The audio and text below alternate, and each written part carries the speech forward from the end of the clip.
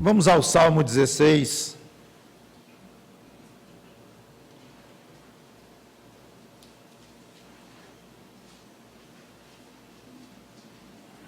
Salmo 16. Nós vamos desenvolver hoje até o versículo 7. Ele tem 11 versículos. Os de 8 a 11 são muito especiais, em que ele aponta para o Senhor Jesus Cristo. Alguns acham que mais do que aponta, mas ele fala do Senhor Jesus Cristo exclusivamente.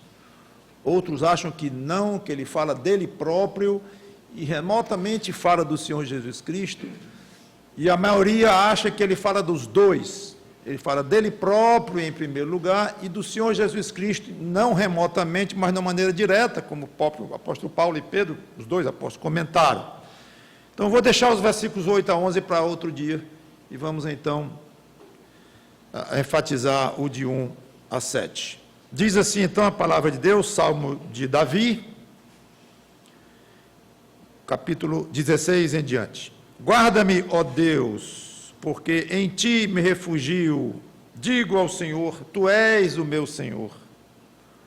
Outro bem não possuo, senão a ti somente.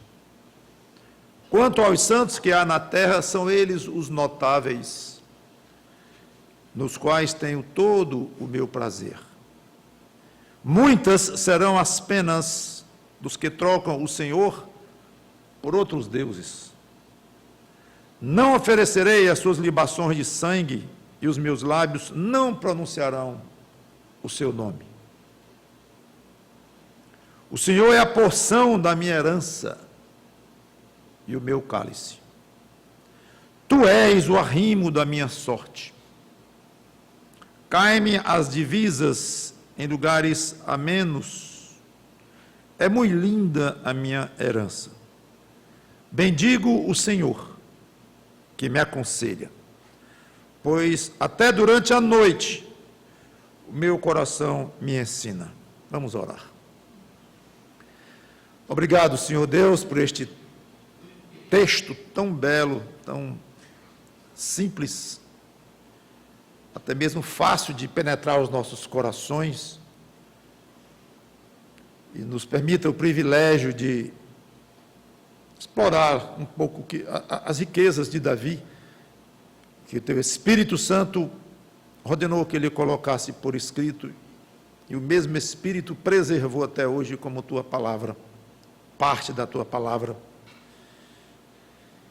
inerrante, infalível e proveniente de ti. Nos ajuda com o que vai ser dito aqui. Toca corações dos que já somos crentes, para termos mais esta sensação, este sentimento, estas convicções que Davi mostrava ter. E aqueles que não te têm ainda e estão te conhecendo, de ouvir falar por enquanto, mas os corações estão abrindo devagarinho, que hoje essa abertura se complete e possamos ver almas aqui convertidas a Ele, Cristo. Em nome dEle que nós te pedimos e agradecemos. Amém.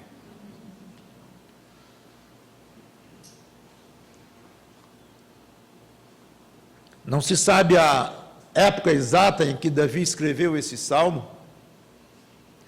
Alguns acham que foi na época em que ele estava sendo perseguido por Saul, ou seja, antes de ser rei, mas não há certeza quanto a isto. Uma certeza nós temos é que vemos aqui um homem abrindo o seu coração e deixando-nos ver a intimidade dele quanto ao que ele pensa de Deus, o que era Deus na vida dele, tanto que eu coloquei como título da pregação assim: Senhor, Tu és tanto para mim. Foi como eu consegui resumir o que Davi diz aqui. Tu és tanto para mim. Vocês vão notar que nós temos aqui uma mistura de oração, Davi falando com Deus, e de afirmação, falando de Deus. Então parece que às vezes ele tem uma plateia e fala de Deus para esta plateia. Às vezes ele fala, parece que ele Parece não, ele fala com Deus. Diante da mesma plateia, que a plateia são os que ouviram, os que leram, inclusive nós hoje, 3.000 anos depois. Então ele mistura, falando com Deus e falando de Deus, que já é um excelente exemplo de como um crente deve comungar com Deus, sem muito limite entre estar falando dele para uma pessoa e aí está falando com ele já e volta a falar com outra pessoa, para até pensar em outra coisa e volta a falar com Deus, e fica evidenciada aí uma comunhão, vou usar com cuidado esta palavra, uma liberdade na comunhão com Deus, maior do que um período rígido de oração, em que alguém está ali com hora marcada e daquela forma, e terminou aquele período, talvez só vai pensar em Deus ou em comunicar alguma coisa para Deus no dia seguinte, na hora do novo período da oração. Não seja ruim uma oração com hora marcada e o costume da oração e tudo mais, mas a rigidez não é tão boa.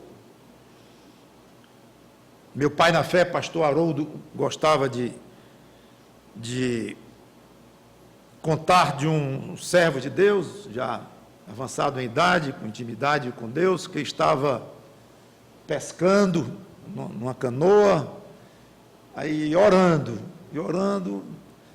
aí um peixe beliscou, disse: senhor, um minutinho aqui, que agora eu vou me concentrar e tenho que apanhar esse peixe. E o pastor Haroldo contava isso como um exemplo bonito de uma intimidade grande e uma naturalidade com que aquele servo fez isto. Então, acho que Davi nos ensina algo disto, não só aqui, mas em outras passagens também. No versículo 1, ele pede proteção, deixando implícito que não tem outra opção.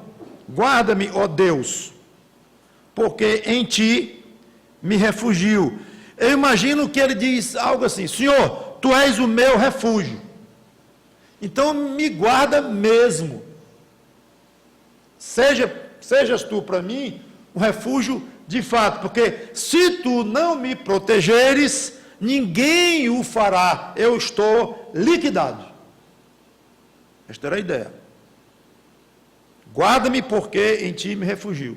Se eu não me refugiar em ti, eu não tenho mais em quem. Vamos imaginar que um dia você chega no seu emprego, se você tem um emprego desses, tipo padrão, tem que ter lá o chefe ou o patrão, e chega na sua empresa, no horário de trabalho, e você encontra lá uma nota para você se dirigir para a diretoria. Aí você chega lá e tem a notícia fria, totalmente de surpresa, que você está demitido. Seria muito interessante saber qual o primeiro pensamento que viria à sua mente. O primeiro. Ninguém sabe exatamente imaginar isso, mas não custa nada pensar um pouco e meditar. No sustento em casa. Como eu vou sustentar as crianças? Como eu vou dizer para minha esposa? Como eu vou comunicar para ela isto? Ou o primeiro pensamento seria ligar para um amigo que tem algumas influências, tem algumas amizades, e até há pouco tempo tinha dito para ele: qualquer problema, me ligue, que eu tenho algumas maneiras de lhe colocar no outro emprego e tal. Você pensaria imediatamente nele. Ou não, você correria para a internet, entraria logo num site de agência de empregos. Todos esses são pensamentos válidos e que certamente vão entrar na cabeça desta pessoa rapidamente. Vai pensar nos amigos, vai pensar na esposa, como fazer, nos filhos, como cuidar, é claro. Mas você mostrará que pensa como Davi, quanto a essa questão de único refúgio, se o primeiro pensamento for: Senhor, eu estou nas tuas mãos como sempre. Se tu não me conseguires outro emprego, ninguém o fará. Se tu não tomares conta da minha família, meus filhinhos lá precisando do leite, ninguém o fará. seria um espetáculo. Se o primeiro pensamento que viesse na cabeça de um crente, com a notícia dessa, eu falei do emprego como um exemplo, de ser notícia de uma morte, a notícia de uma tragédia, ou uma coisa assim, ou até uma boa notícia, você ganhou na loteria 10 milhões de reais, pensa logo na casona que vai comprar, e tal, ou nos carrões, e sei lá em quê. Tudo bem que você venha ter um carrão, venha ter uma casona com 10 milhões, mas será que o primeiro pensamento, o Senhor me protege com tanto dinheiro, pode ser minha desgraça? Obrigado pelo prêmio e me ajuda a ser fiel. E para que é que eu vou dar 1 milhão do meu dízimo?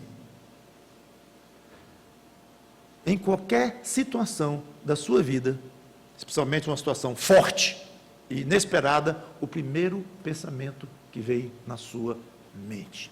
Como é muito difícil você responder para si próprio qual seria, faça o seguinte, e é impossível até você saber, prever isso, fica a ideia, Senhor, coloca no meu coração a convicção de Davi, de que se tu não fores o meu refúgio, eu não tenho outro, mas me convencer disso tão profundamente, que meu subconsciente esteja já absolutamente tranquilo quanto a isto, e qualquer notícia desse tipo vai disparar imediatamente um pensamento a ti. Me ajuda nisso.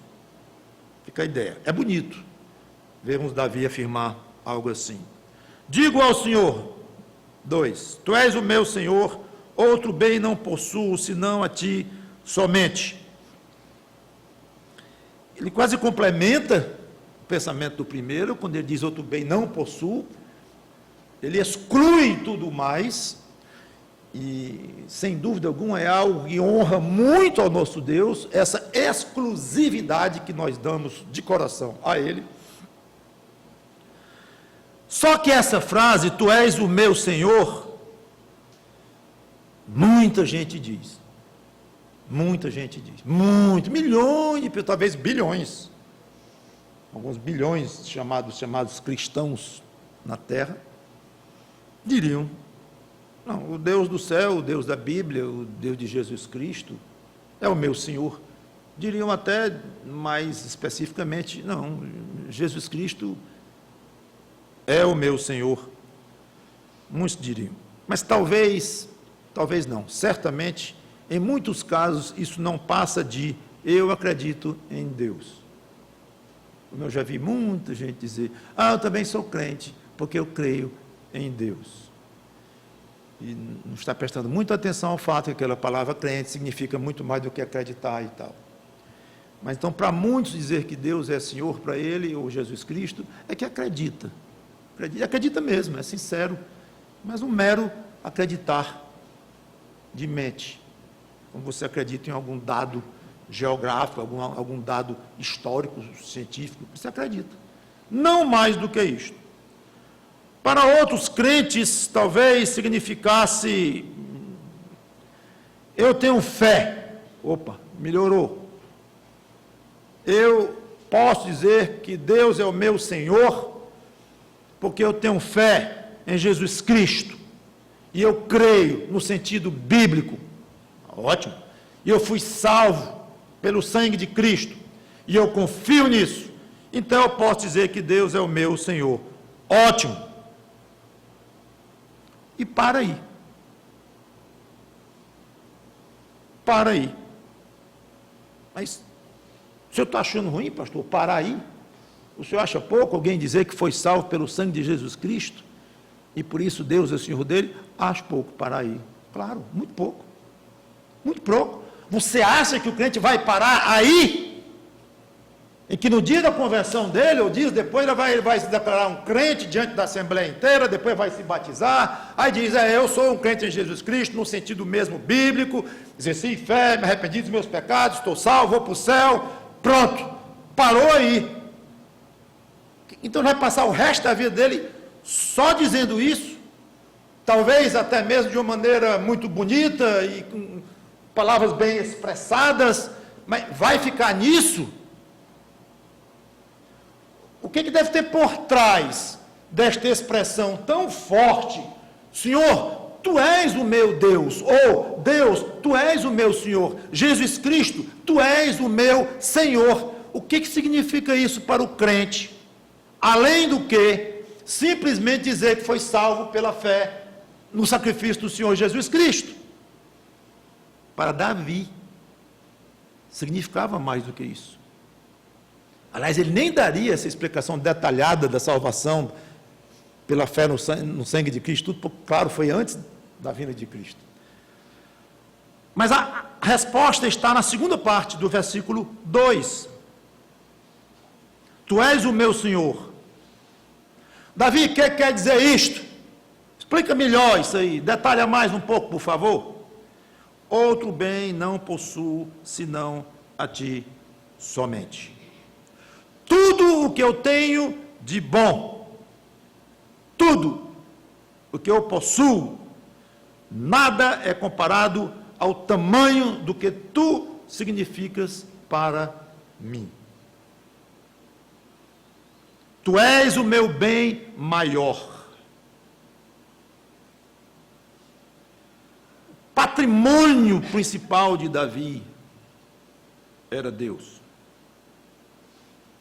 Já pensou você, daqui para abril, quando for fazer a sua declaração de imposto de renda, aí colocar lá na coluna dos seus bens, aí você colocar assim, Deus, ou Senhor Jesus Cristo, assina e entrega. Claro, você vai ser glosado, né? Glosado quer dizer, você vai ser chamado, não vai ser aceita a sua declaração, provavelmente multado, e vai dar uma confusão grande, mas seria interessante um crente um dia ter a disposição de fazer isso, declaração de bens, Deus, Senhor Jesus Cristo, e entrega lá. Pelo menos vai dar um testemunho para o fiscal com uma cara desse tamanho. Talvez Davi fizesse isso, não literalmente, claro, porque não seria de acordo com as regras. Mas as consequências práticas, irmãos, as consequências práticas desta simples afirmação, Deus é o meu Senhor, Cristo é o meu Senhor, as consequências práticas são muito, muito grandes, devem ser, têm que ser. Se de fato essa afirmação foi feita com propriedade, ou tendo como respaldo um coração realmente convicto de que Deus é o Senhor. Muitos dos grandes problemas dos crentes são exatamente porque o apego às coisas daqui indicam que o maior bem que ele possui na terra não é o Senhor. Pode ser igual a, ou quase, mas não coloca no dia a dia o Senhor numa posição muito acima das coisas daqui. Por isso é que eu disse que não deve parar naquele ponto, o crente recém-convertido dizer, agora eu sou um salvo, dou meu testemunho, fui batizado semana passada, fui até escolhido para ser sei lá o que na igreja, agora eu sou crente porque crio em Jesus Cristo. Pronto, para aí. Não! Ele vai penetrar os caminhos da sua vida, mostrando e provando de uma maneira muitas vezes dificílima, duríssima, a grande custo, muitas vezes a custo da própria vida, como no caso dos mártires, mostrar o peso daquela afirmação, tão fácil de dizer, tão fácil, ora, passei pela cidade e você vai ver muitas fachadas de uma suposta igreja escrita assim, Cristo é o Senhor, não vão? Tão fácil, pintar, escrever, com letras pequenas, letras garrafais, letras de ouro, Cristo é o Senhor, fácil. Então você dizer e pintar na sua testa que Cristo é o seu Senhor, botar no para-brisa do seu carro, ou no espelho, ou no vidro lá de trás, muito fácil. Mas viver isto, e provando pelas suas escolhas, provando pelas suas atitudes, lutando contra o seu orgulho, contra a sua vaidade, contra o seu egocentrismo, contra o seu amor ao dinheiro, lutando contra tantas coisas. É essa luta de dias, semanas, anos, décadas, de todo o tempo que aquele crente vai passar aqui na terra, é o resultado desta luta que vai mostrar o quão sérias eram as palavras que ele disse lá quando se converteu e continuou dizendo ao longo da vida dele: Jesus Cristo é o meu Senhor. Mostre. Nunca se deve achar que sem algo na sua vida, a sua vida não tem sentido. Sim, claro, pastor, eu não vou dizer que sem meu carro a minha vida não tem sentido. Ótimo. Sem meu emprego, a minha vida não tem sentido. Eu não vou dizer isso nunca. Eu preciso do meu emprego, preciso viver e tal, mas eu não vou dizer isso nunca. Muito bem. E sem seus melhores amigos. Tirar meus amigos da minha vida, fica uma vidazinha meio, e tal, pois é. Dá para tirar? Tiro. Tire sua esposa da sua vida. Ei, minha esposa, pastor, o senhor sabe com quantos anos nós começamos a namorar? Nem me interessa saber. Eu quero saber se a gente pode tirar a sua esposa da sua vida e você dizer assim: continua tendo sentido a minha vida. Tire seu marido da sua vida. Agora tire seus filhos da sua vida. Tire! Mas tire mesmo aqui na mente o máximo que você possa. Tire-os. E você vai poder dizer: a minha vida continua tendo o mesmo sentido, o mesmo. Você não vai dizer que sua vida vai ser igual a de antes. Você nunca vai esquecer seu esposo, sua esposa, seus filhos, seu filho que morreu, você nunca vai esquecer. Pode chorar o dia, todos os dias lembrando, claro, você vai ser marcado profundamente, sim. Claro, nós temos emoções, temos sentimentos. Eu estou falando de sentido, de existência. A minha existência perdeu uma parte do sentido depois que o meu filho, a minha filha, a minha mãe, meu pai, meu marido morreu. Desculpe, você não pode dizer que outro bem não possuo senão a ti somente. Não é verdade. Se você disser isto. E ao mesmo tempo achar que sua vida perdeu o sentido. Porque você só tem um bem.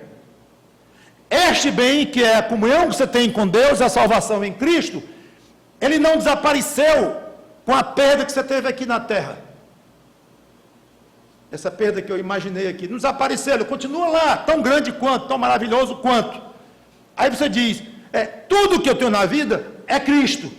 Aí você perde alguém aqui, ai, minha vida perdeu um pedaço do sentido. Então ele não é tudo que você tem aqui. Ah, mas é 99%, mas não diga que é 100%. E ele quer que seja 100%. E é o que Davi transmitiu aqui. Não sei se Davi conseguia cumprir isto aqui no dia a dia dele. Não sei, era um homem falho também. E colocou aqui, inspirado pelo Espírito Santo, obviamente com sinceridade, é que ele estava convicto naquele momento, mas pode ter falhado nisso aqui? Claro que pode, como nós. Mas pelo menos é um alvo que o crente tem. Senhor, me ajuda neste caminho de te ter como o único bem na face desta terra. Por mais que eu ame os meus filhos, os meus parentes, meus amigos, até mesmo que eu goste das coisas que eu possuo, materiais, tudo bem. Mas uma coisa diferente da outra. A vida só deixa de ter sentido, só perde o sentido sem Deus. E esse nunca vai ser perdido. Ou dizendo de outra forma, nós nunca vamos ser perdidos dele. Nunca vamos ser afastados dele. Romanos 8 está aí para nos confirmar, e muitas outras passagens. Mas Davi não vivia isolado. Ele não dizia assim: meu patrimônio é Deus. Tudo que eu tenho na terra e no céu é Deus. Logo, não estou nem aí para ninguém. Não estou nem aí para ninguém. ninguém. Eu não tenho nada nesta terra. Ao contrário, aí vem uma afirmação belíssima, e que tem muito a ensinar para os crentes de hoje com relação às suas participações nas suas respectivas igrejas.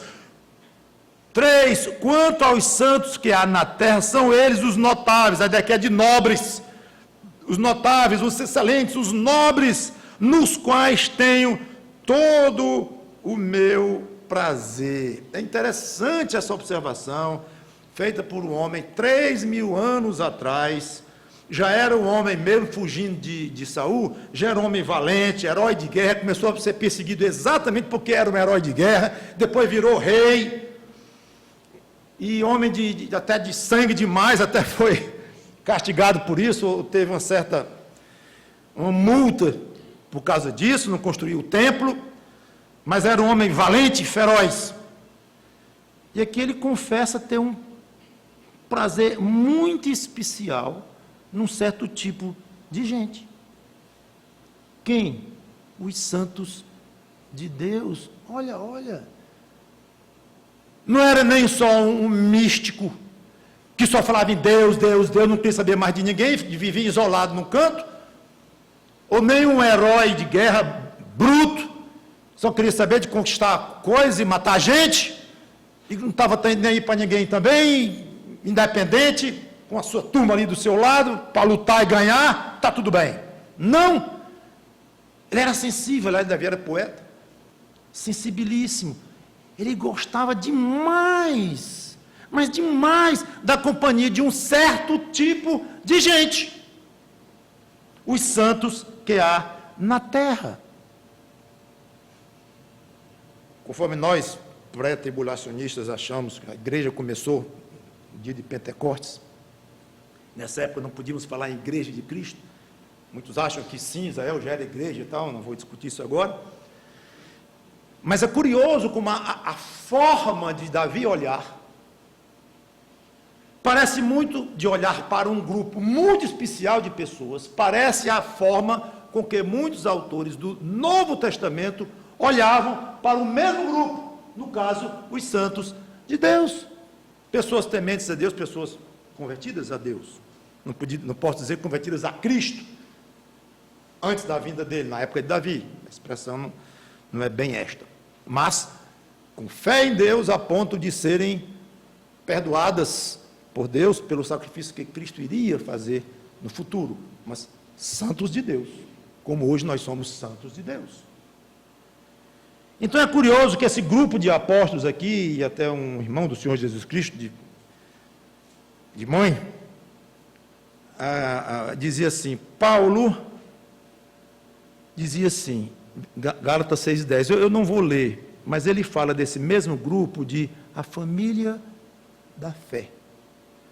Família já é um nome muito especial, pelo menos para a grande maioria das pessoas, porque a grande maioria das pessoas tem relações familiares caras, agradáveis, gostosas.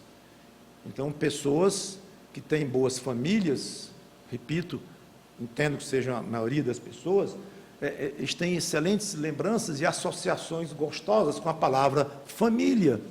Aí Paulo chama aqui, nós devemos fazer o bem a todo mundo, mas especialmente aos da família da fé. Que grupo é este? O mesmo que Davi chamou de os santos. Aí ele diz em Efésios 4:25, eu não vou ler, que nós somos membros uns dos outros. Aí ele diz em Efésios 5, em Colossenses 3, que esse grupo deveria louvar a Deus e adorar a Deus junto, salmodiar a Deus, cantar a Deus, com salmos, hinos, cânticos espirituais, juntos. Que grupo especial para Paulo? Parece que do jeito que era especial para Davi, não exatamente nos mesmos detalhes, como já comentei. Pedro diz que esse grupo, uns com os outros, são co-participantes da graça divina, segundo Pedro 1:4. Então, para Pedro era um grupo especialíssimo, companheiros. Esse vem de companhia. Então, co-participantes eles são participantes juntamente, são companheiros nessa participação de quê? Da graça divina. Pedro tinha então essa noção muito especial quanto a este grupo. João fala da comunhão que nós temos uns com os outros, baseada no sangue do Senhor Jesus Cristo. Diz que é hipocrisia nós dizemos que amamos sem amar só de boca, e a nossa comunhão com Deus não é correta sem a comunhão com os irmãos. Ele trabalha isso tudo em 1 João 1, de 3 a 7, que eu não vou ler também, quero passar por cima dessas passagens, mas pessoas com as quais devemos ter uma comunhão íntima, comunhão essa muito ligada com a própria comunhão com Deus. Tiago, como eu falei, irmão de Jesus, Tiago 5,13, fala desse grupo como pessoas com as quais nós devíamos estar juntos, orar juntos, cantar juntos. Então eu falei aqui de Paulo, Pedro, João e Tiago. 4. Com a mesma linguagem, não vou dizer mesma linguagem, mas com a mesma conotação, linguagem diferente um pouco, mas com a mesma ideia de Davi. Tem um grupo muito especial para mim. E Davi não ia dizer, é o grupo da Igreja Batista tal. Davi não ia dizer isso nunca. E para ele essas pessoas eram nobres, como diz aqui, notáveis, excelentes, distintas ou distinguidas entre os outros. Ele via diferente. Algo em Davi fazia com que ele enxergasse e encarasse de uma maneira diferente, totalmente diferente, um grupo de pessoas.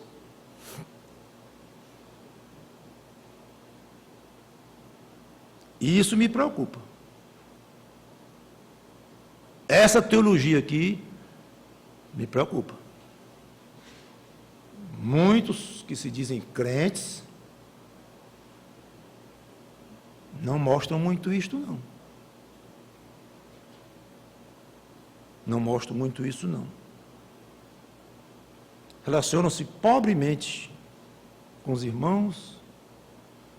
Os melhores amigos estão fora desse grupo. Os amigões do peito. Talvez aqueles que dá prazer mesmo conversar, bater uns papos. Papos esses que o pessoal da igreja não ia gostar muito de ouvir, mas você gosta. Aí pensa assim, eu não me relaciono muito bem mesmo não com o pessoal da igreja, não é que eu não tenho inimigo nenhum lá não, eu me dou bem e tal, mas esse negócio dessa comunhão toda, e estar muito junto, cantar a Deus juntos, salmodiar a Deus juntos, achar que são os notáveis, em quem eu tenho todo o meu prazer, são coparticipantes da graça de Deus comigo. Não, assim também não. Mas não estou muito preocupado com isso não, porque o meu negócio é com Deus. Meu negócio é com Deus. Isso é importante. O pior é que ainda cita o Salmo 16.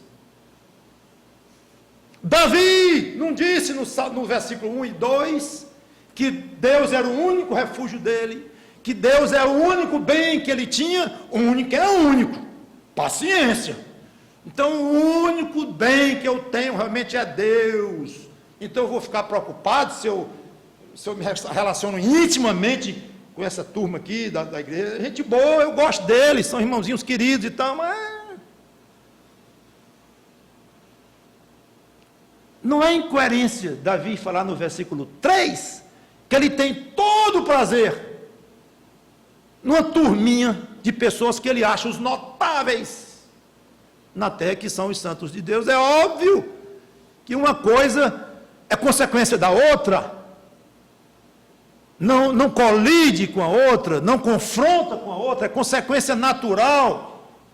Ora, se o meu bem é Deus, minha propriedade única, máxima, incomparável na terra é Deus, e ele tem os santos aqui na terra, é claro, natural que eu vou me relacionar de uma maneira diferente com esse grupo do que com as outras pessoas. Seria diferente, era ser o contrário, gente. Claro.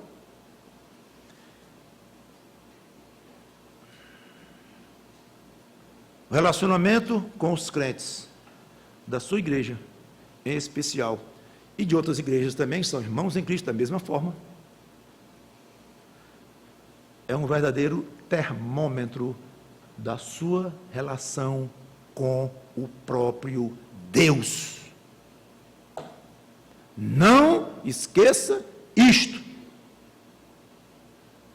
O relacionamento dos seus irmãos, com seus irmãos em Cristo, da sua igreja em especial, ou principalmente, ou em primeiro lugar, óbvio, mas dos crentes de uma maneira geral, de outras igrejas, denominações, não importa.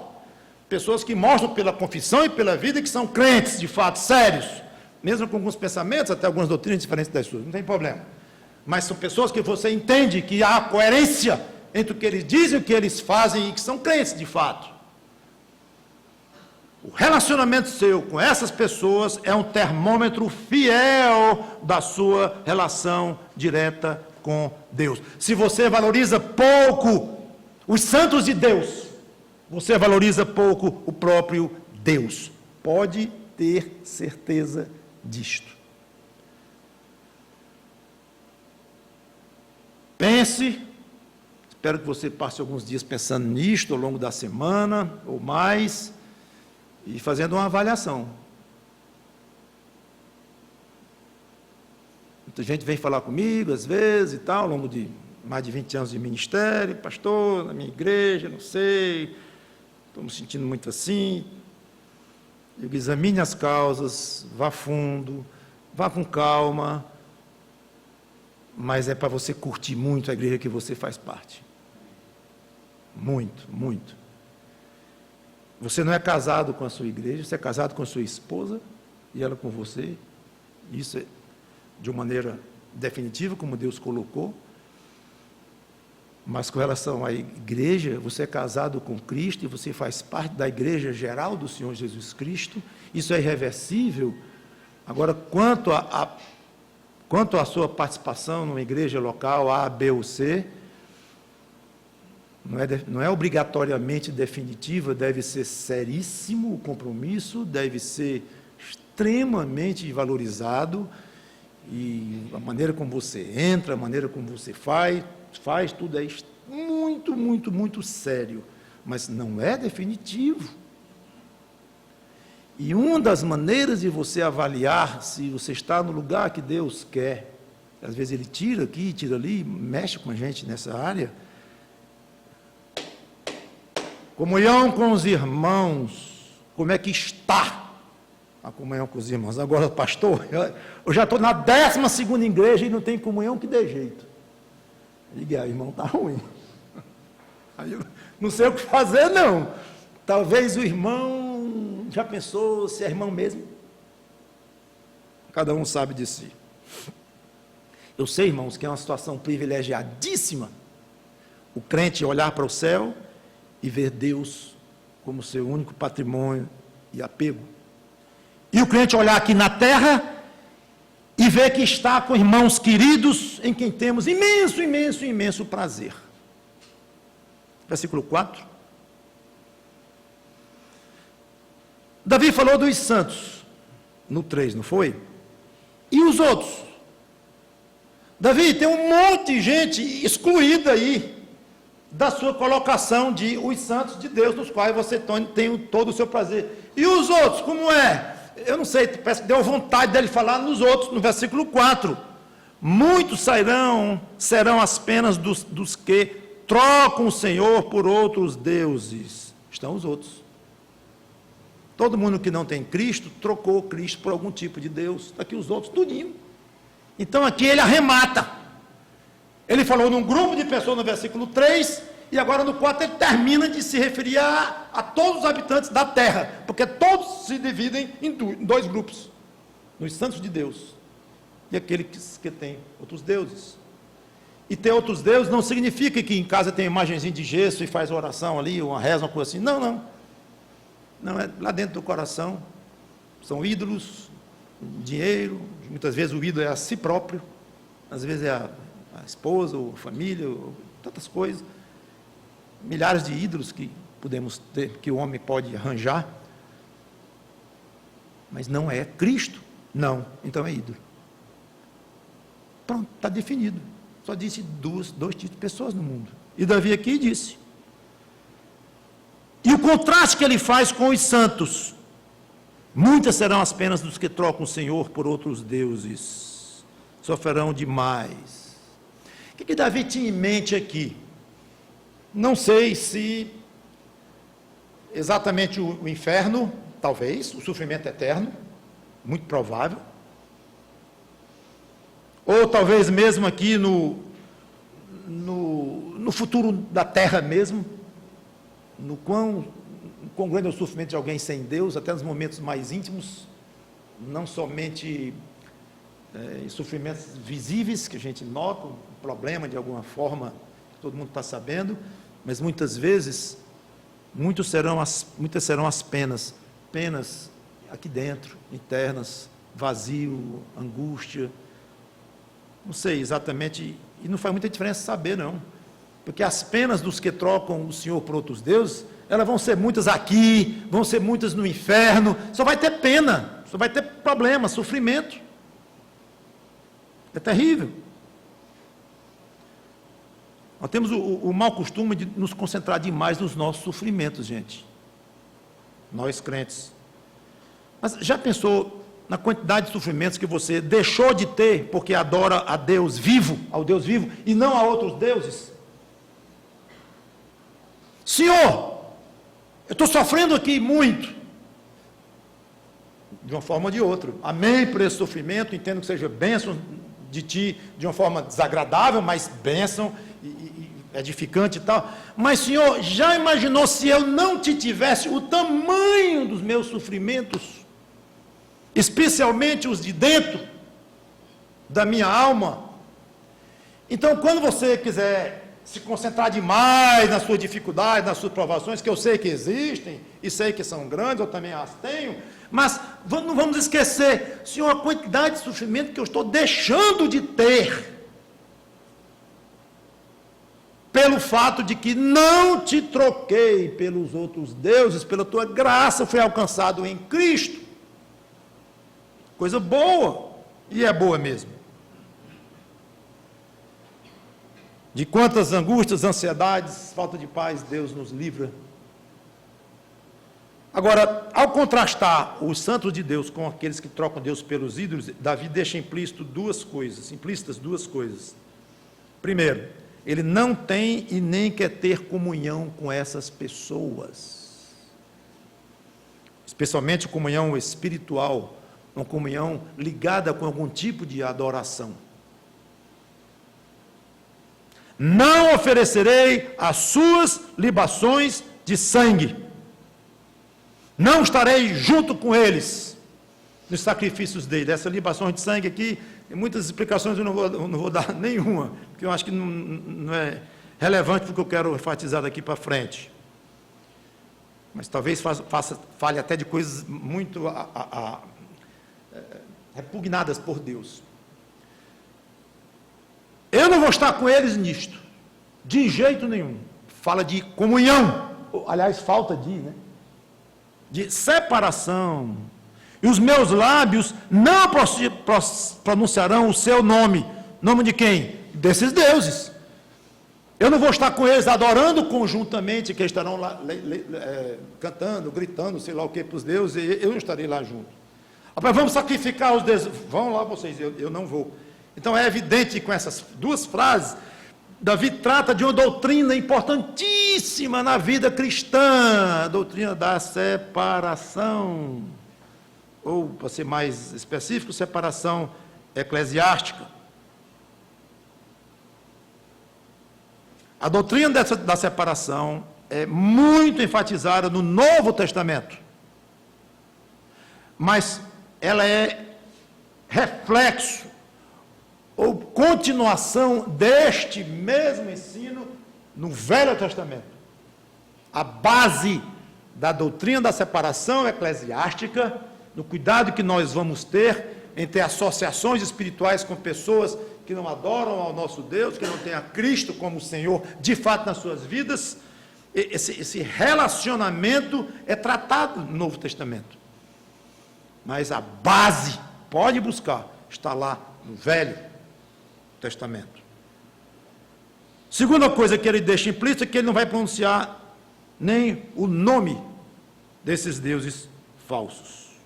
Mostra uma distância, um distanciamento muito grande. Lembre-se que eu disse que deuses falsos não são apenas imagens de gesso, de ferro, de bronze ou de sei lá o quê, mas pode ser um Deus falso no seu coração. O que mostra um afastamento de algum tipo de Deus que não é o Deus de Israel, de Davi, ou o Deus de Jesus Cristo, nosso, que é o mesmo, obviamente. Afaste-se de deuses estranhos. E se você... Eu vou tirar a palavra estranho, porque pode dar ideia de alguém que você não conhece. Mas eu quero dizer dos deuses falsos, dos pseudo-deuses, dos quais um pode ser você próprio. Por isso que eu tirei a palavra estranho. Pastor, que conselho esquisito. O senhor está dizendo para eu me afastar de mim mesmo. Afaste dos deuses falsos. Se você é um próprio Deus falso para você mesmo, vou me afastar de mim. Vai. Da sua carne. Paulo mandou nós fazermos o que com a nossa carne, hein? Crucificar, mata. Eu acho que alguém que mata o outro está se afastando do outro, não está? Acho que nem para o enterro vai. Mesmo se for, tchau. Então, é exatamente o mesmo ensino. Se afaste de você próprio, naquilo que você tem, que não agrada a Deus, que infelizmente ainda é muito, chamada de nossa carne. E se você tem como Deus, ou tem a tendência de ter como Deus, você próprio, sai de perto deste algo seu, que ele atrai tanto ao ponto de você valorizar mais do que valoriza o próprio Deus. Você está sendo um Deus falso. O Velho Testamento era radicalíssimo nisso, havia ocasiões em que mandava matar parentes, amigos, que tentou afastar o israelita de Deus. Apedreja. Fortíssimo, mesmo ensino. Se afasta de deuses falsos. Obviamente não temos essa doutrina hoje, de uma maneira tão física, mas o ensino está lá. Afasta o coração, então. Se não fisicamente, o coração, que é mais importante do que o afastamento físico, é o do coração. É mais profundo, porque você pode adorar um Deus falso, morto. Aliás, quantos adoram? Mas se o seu coração está resolvido, o Deus falso pode estar ali até vivo na sua frente e você já não adora mais. Não serve mais. Então, é o do coração. Então, uma esposa é o seu ídolo, exageradamente, o seu Deus falso, se afaste dela, separe-se dela. Não. Resolva no seu coração ter um relacionamento com ela, como as Escrituras dizem e orientam, no tamanho que é para ser. Seu marido, seus filhos, e deixe reservado para Deus o grande lugar do seu coração. É um afastamento de atitude, não é físico. Muitas vezes, às vezes é físico, no caso de alguém que adora mesmo, de uma maneira religiosa, outros deuses, e fazem coisas que nós não concordamos, que achamos totalmente antibíblicos, afasta até fisicamente, mas começa aqui, o afastamento. Muita atenção para a doutrina da separação, meus irmãos, eu quero já caminhar para o encerramento. Davi volta logo a falar de novo do Deus de Israel, no versículo 5. O Senhor é a porção da minha herança e o meu cálice. Tu és o arrimo da minha sorte. Ele conquistaria muitas coisas nesta vida, Davi, posições, fama ele já tinha, como já comentei, como herói de Israel, a ponto de dar ciúme em Saul, o rei. Mas ele ia ter riqueza, ele ia ter reinado, ele ia ter posições, até esposas, filhos, poder. mas nada disso ele levaria daqui. E ele mostra essa noção muito clara quando ele diz que a herança dele, o lucro que ele teria daqui, era o próprio Senhor. Ele olhava para frente. Veja a visão futura de Davi. Agora, aqui também não há nenhuma novidade no sentido de que muita gente diz, daqui nada se leva. Especialmente nos enterros. Já observou como você ouve isso nos enterros? Rapaz, essa vida aqui não vale nada mesmo não, né? Vale não. Pois é, fulano não estava bonzinho, pois é, rico, pois é, levou nada. Aliás, a herança, os filhos já estão assim, mas que é outro assunto. Aí ninguém leva nada da vida, leva não. Aí estão ali dois filósofos refletindo sobre a realidade da vida, que coisa, e não se leva nada e tal. Aí pega o carro, o telefone já começa a tocar, liga, toca fita, não, toca CD, aí vai, e acabou-se. Com poucos minutos está totalmente concentrado no negócio, nas pendências, nas coisas. Mas cadê aquela filosofia tão bonita, tão real, tão sábia, que você acabou de ter, seu filósofo, lá no cemitério, que daqui nada se leva, pois é, e tal, sabe como é, a vida é dura e tal, acabou tudo em pouco tempo. Então não é grande coisa dizer que daqui nada se leva, muita gente diz, mas da boca para fora. O crente deve dizer e viver esta realidade, de que daqui nada se leva. O patrimônio que nós vamos levar daqui é o nosso Senhor, é o nosso bem. E ele diz aqui, rimo de sorte, tudo que aconteceria de bom, tudo, em qualquer momento da vida dele, é porque Deus estaria dando, inclusive coisas materiais, não materiais, tudo. No versículo 6, ele fala de herança física, aqui mesmo na terra. Caem as divisas em lugares amenos. Divisa aqui está ligada no hebraico com a ideia de corda, a palavra corda. Tudo indica que ele estava se lembrando da época em que as tribos foram divididas 400 anos antes, quando eles chegaram do Egito, depois de 40 anos no deserto, chegaram à terra prometida. Então Deus mandou dividir a terra pelas tribos. E eles usaram cordas na divisão, algumas vezes, na divisão que Deus mandou, usavam em maiores detalhes, quando era uma terra daqui, uma terra menor, não a tribo tal vai ganhar o espaço tal, era mais ligado com acidentes geográficos. Mas quando era um lote, ou uma parte, dava para medir de uma maneira mais detalhada, eles usavam fisicamente cordas, ou coisas assim. Então parece que Davi está dizendo aqui, as minhas cordas, as minhas divisas, os limites do meu terreno, das minhas terras, caíram em lugar excelente. Agora você sabe que já houve morte e ainda haverá muita neste mundo por causa de um palmo de terra. O muro é meu ou é seu? Nunca entendi isso direito. Então, na justiça, dois vizinhos, porque um disse que construiu um muro do lado de cá, outro foi do lado de lá, mas o muro devia ter tido o eixo na divisa, metade para um, metade para o outro, aí briga, por 1 metro de terra. 1 metro de terra é muita coisa. Meu problema é que o terreno de um tinha 1.000 metros de frente, a fazenda, o outro tinha 2.000. 1 metro. Aí Davi olha e diz assim, eu estou muito satisfeito de onde caíram as minhas cordas. É muito bonito isto, muito bonito isto. Amenos, ele fala a palavra ameno, agradável, amável, linda, minha herança é linda, também belo, formoso, agradável. Você, irmão em Cristo, está achando lindo os limites da sua herança aqui, onde as suas cordas caíram aqui? Mesmo a sua casinha velha e apertada, sua roupa já um pouco surrada, seu carro que vive quebrando, pelos olhos da gratidão, você despreza os defeitos e a feiura dessas coisas e vê um presente lindo de Deus, independente do tamanho da sua propriedade, do seu patrimônio, Mas aonde quer que Deus desejou colocar as cordas para você, aqui estão os seus limites para você, você os acha lindos. É lícito melhorar de casa, querer uma roupa que não esteja poída, melhorar de vida, como se diz, é lícito.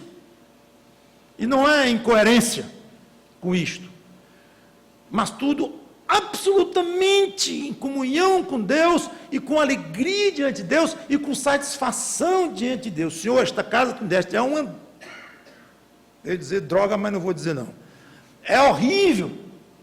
Horrível, não vale nada. Não faça assim não. Senhor, essa casinha aqui tem nos servido tanto.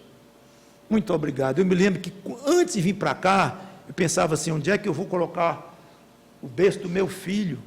Embaixo da chuva, do sol. Nos arranja um lugarzinho, Senhor. Foi assim que você orou. Não foi? Aí depois que você melhora de vida, olha para cá e diz que não vale nada. Que é isso?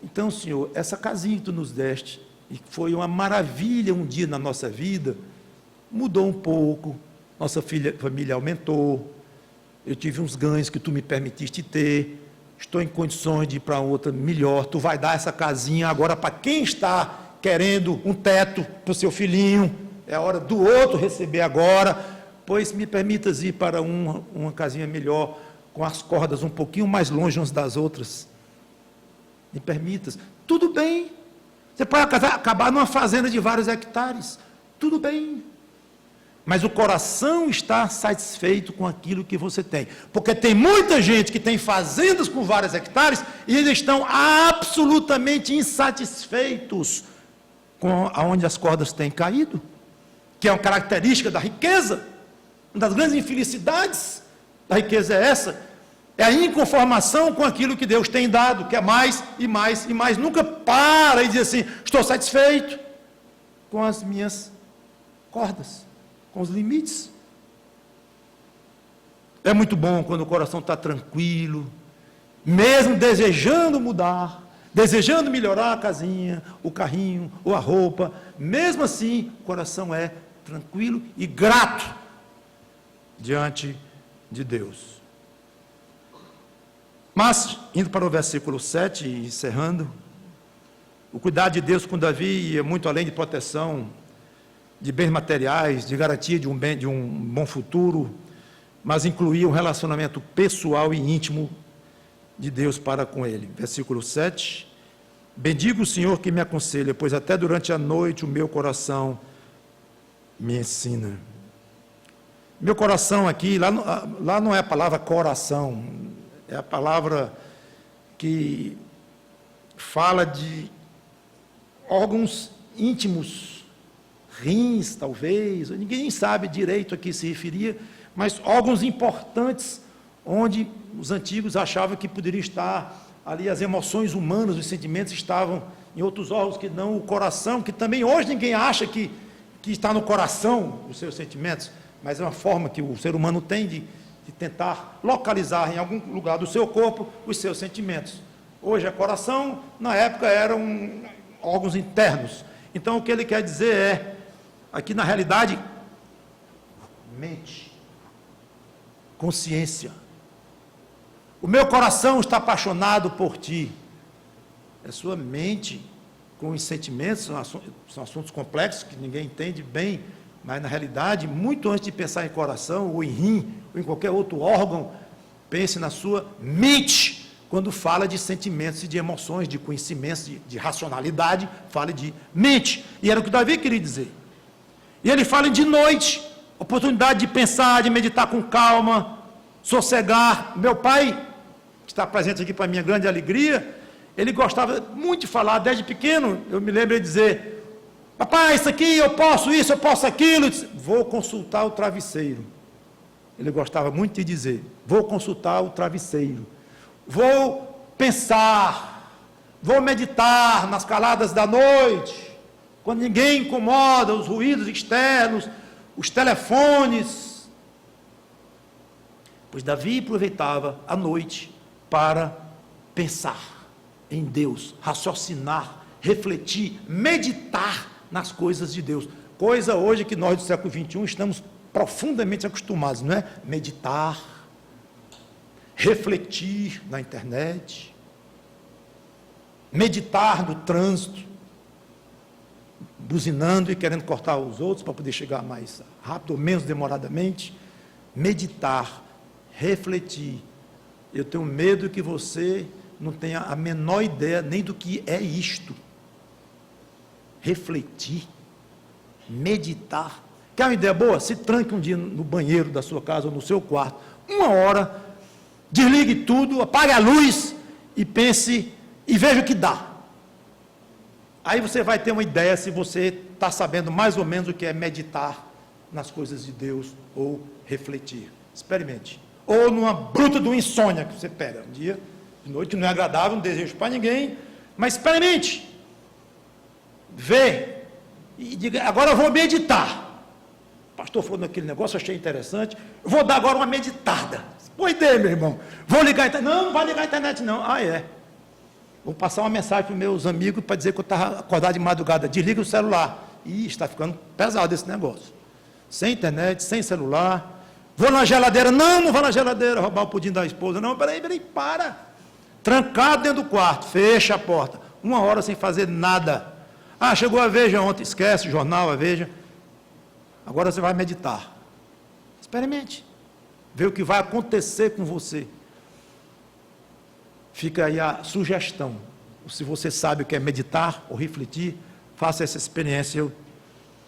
Eu temo que o resultado não seja muito satisfatório, não, mas sempre chega o dia de você começar. O fato, meus irmãos,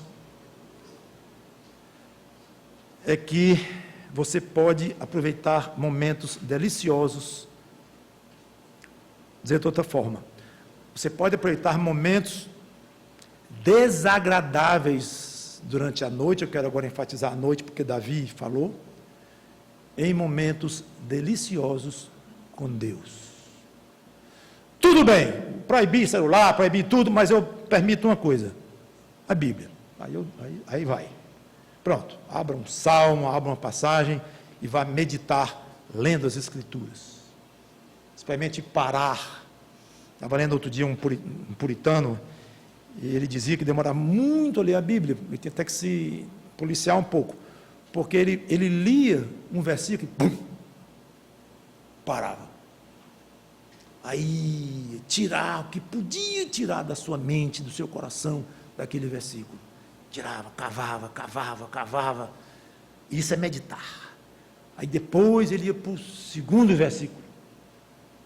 Pastor, como é que fica a minha leitura anual? Leitura anual? Esqueça. Quem falou em leitura? Não, mas eu tenho que ler a Bíblia todo ano. É regra da minha igreja lá. Espero que não seja. E nem eu quero desvalorizar a leitura anual das Escrituras, de hipótese alguma. Mas, se a leitura anual das Escrituras virou um método seu, um método simplesmente empírico aí, em que você resolveu se limitar a ler a Bíblia uma vez por ano, e está muito satisfeito, por sinal, porque alcançou o objetivo, e tudo que você tinha com relação à Bíblia, só você e ela, tirando as pregações de domingo, mas tudo que tinha a ver entre você e sua Bíblia, ficou ali, naquele objetivo de cumprir até o fim do ano uma leitura total, e acabou. Nesse caso, provavelmente eu teria que ouvir mais de você, com cuidado, no meu gabinete, para talvez até aconselhar, pare. Pastor, paro a leitura anual da minha Bíblia. Pare, se isso está lhe custando e lhe a capacidade de meditar nas Escrituras, está virando um alvo para você correr e cumprir de 31 de dezembro, quase que não deu, né? E perdendo o Réveillon, mas deu. Aí de 1º de janeiro, Gênesis 1:1, começa tudo de novo. Se é só isso, eu diria, pare, porque você precisa meditar nas coisas de Deus. Davi se sente tão agradecido, irmãos, encerrando, pelo Deus que ele tinha e que o ensinava, o aconselhava, e é extremamente agradável. Nós sabemos que temos um Deus em que nós podemos confiar, descansar, receber conselhos. Espero que você esteja expondo a sua alma para esses conselhos de Deus, através da leitura das Escrituras que acabei de comentar, de ouvir uma pregação, de ler um livro, de conversar com pessoas. Exponha o seu coração para os conselhos de Deus.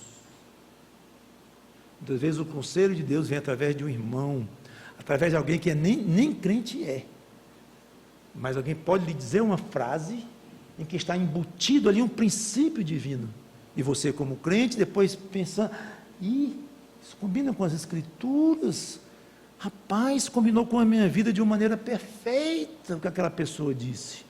Deus falou com você através daquele amigo que nem Cristo tem. Então fique atento e exponha o seu coração, a sua alma, para os conselhos que Davi valorizava tanto. Vamos ficar aqui, que Deus nos abençoe e nos faça constantemente dizer como Davi: Senhor, Tu representa tanto para mim, mas tanto que eu não consigo nem dizer o tamanho desse tanto. E você que não tem Cristo, precisa tanto dele, corra aos pés de Cristo, e você então vai ver o quão grande, o quão maravilhoso, o quão indizivelmente maravilhoso é ter Deus como amigo, como protetor, como refúgio, como nosso Deus, e ter em Cristo o nosso Salvador. Vamos orar. Obrigado, Senhor, pela Tua palavra, que Teu Espírito Santo, como pedi no início, nos edifique com o que ouvimos aqui, e toque corações que não têm Cristo ainda. Em nome dele, Cristo, te pedimos e agradecemos e te honramos. Amém.